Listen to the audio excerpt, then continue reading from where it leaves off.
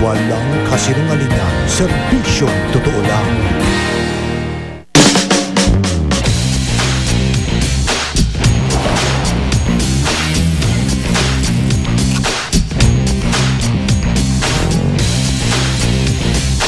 Ako po ang inyong kapuso, Jessica Soho. Ngayong gabi, imbitado kayo sa isang espesyal na paghahanda. Ang ating menu, lechon,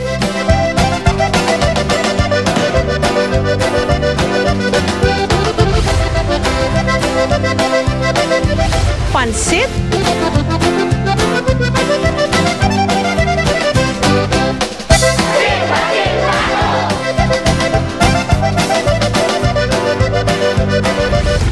mga insektong kinakain, mas matindi makalating to.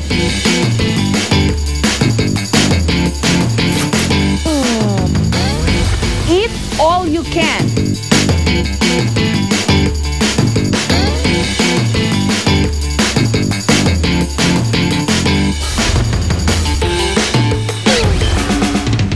At mga negosyo sa pagkain.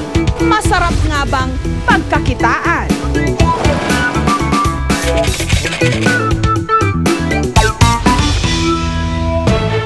Successful rescue operation. Ay sinasamahan natin sila habang sila ay papunta sa Fort Bonifacio. Just one of the many hotels here in Tuguegarao. Nabugbog na ang buksingerong si Andagan. Accept the Peabody is Jessica Soho. Silver Screen Award for Jessica Soho. Thank you, God, for this honor. Napakalayo ng nilakbay ni Barack Obama.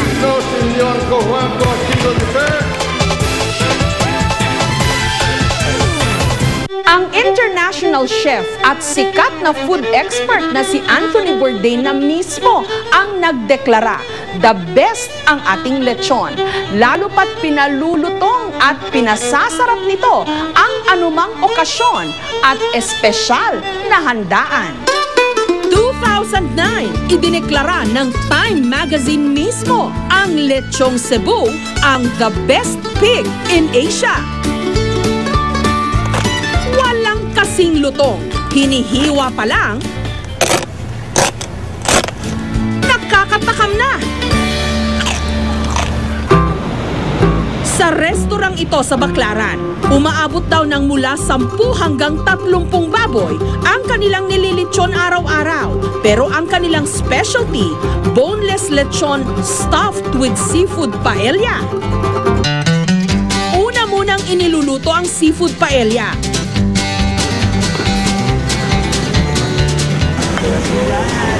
Matapos gisahin ang marekado, inihalo na ang alimango, hipon at tahong.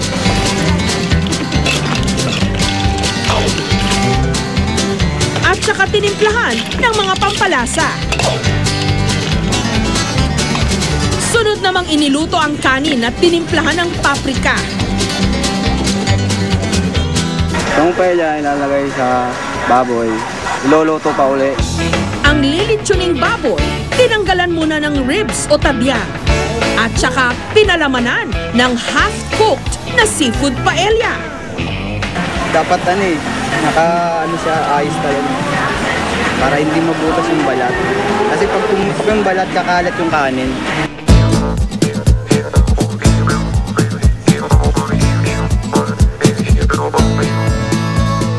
Habang nililitsyon ang baboy sa loob ng halos 2 oras, dito nagsasanib puwersa ang sarap ng karne at ang linamnam ng seafood na ang kinalabasan, boneless lechon stuffed with seafood paella. Masarap po. Kasi first time ko lang nakatikim nito. Kasi kung isipin ko pa ang baboy pang ilalagay ko rito or meat, beef, chicken, di na maganda. Kaya ang ginawa ko, puro seafood talaga. Sa isang retreat center naman sa Lubao sa Pampanga, matitikman by special order lang ang kanilang lechon. Asin, paminta, tamarin. Lalagyan mo sa leg. Ang kanilang ultimate raw na pampalasa, lechong pato. Tapos papasok sa baboy. Na naluluto habang nasa loob ng tiyan ng nililitsyong baboy. Tumatagal daw ng 2 hanggang 4 na oras ang paglilitsyon sa parehong baboy at pato sa loob nito. Pagkaluto, pwede raw sabay papakin o magkahiwalay kainin. Ang lechon con pato. Sarap. Hindi siya nakakaumay. Tsaka yung taba niya, manipis. Yung slow cooking, which happens in the lechon anyway, at saka yung herbs that we put, like lemongrass, I think helps in the taste. Dahil naging simbolo na ng karangyaan ng isang handaan ng lechon, sa bawat mahalagang okasyon, siguradong hindi ito mawawala. Nito nga lang nakaraang linggo, nagsagawa ng kanilang taunang Lechon Festival ang Samahang Bukal ng Pananampalataya sa bayan ng Bayumbong sa Nueva Vizcaya. Ang love affair natin sa lechon, hindi lang tuwing may handaan. Sa ilang bayan, ipinaparada pa ang mga ito con todo costume. Nito lang Huwebes sa Digos City sa Davao del Sur, ang ilang lechon nag-ala Majorette at Beauty Queen. Ang problema lang sa lechon, makolesterol ito, kaya dapat may kontrol ang pagkain dito. Ngunit meron daw ibang lechon na kahit paano mas healthy.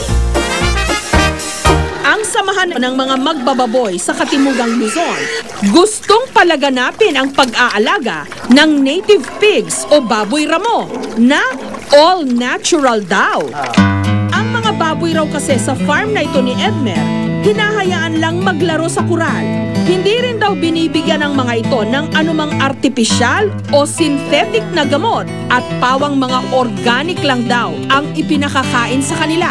Katulad ng gabi na hinaluan ng dinurog na sapal ng nyog at darak. Kahit putikan lang, survive sila. Mataas ang kanilang immunization sa katawan. Wala silang ginagamit ng antibiotic. Kaya nagbubungkal sila. Nakakuha sila sa lupa ng mga nutrients pang iba. Kapag umabot na raw ng 8 buwan ang isang baboy ramo, pwede nang lechonin. Inihanda muna ni Edmer ang mga pampalasa. Pinaghalo ang dahon ng sibuyas, bawang, paminta at asin.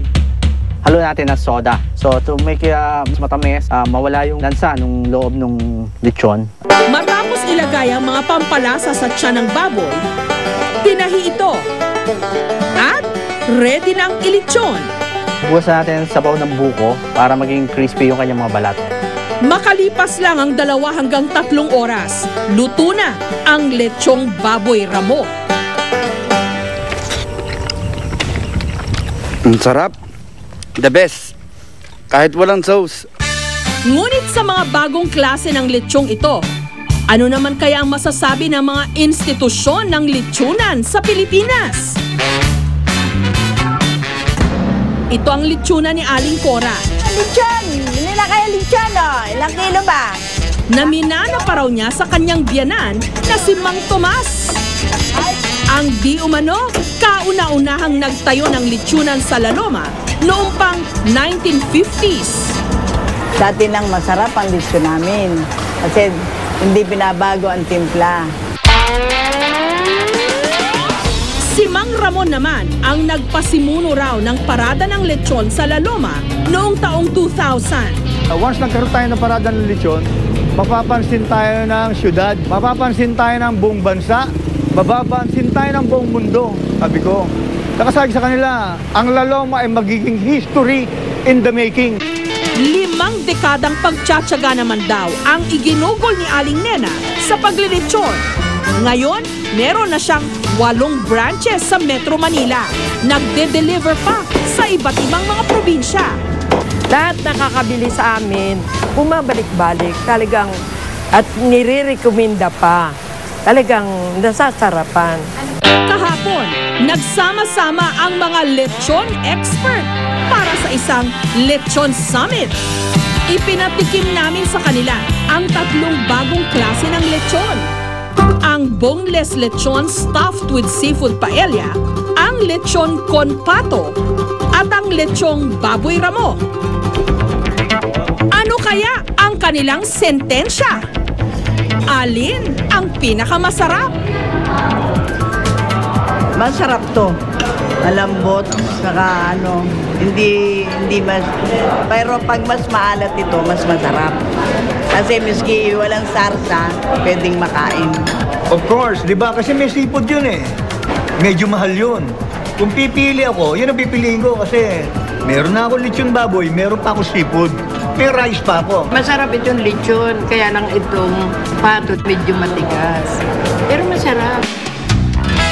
Sa paanong paraan man lutuin, kahit simpleng mga pampalasa lang ang ilagay o gamitan pa ng pandagdag na sarap ng ibang putahe, lulutang at lulutang pa rin ang natural na sarap ng lechon. Truly, the best pig in Asia.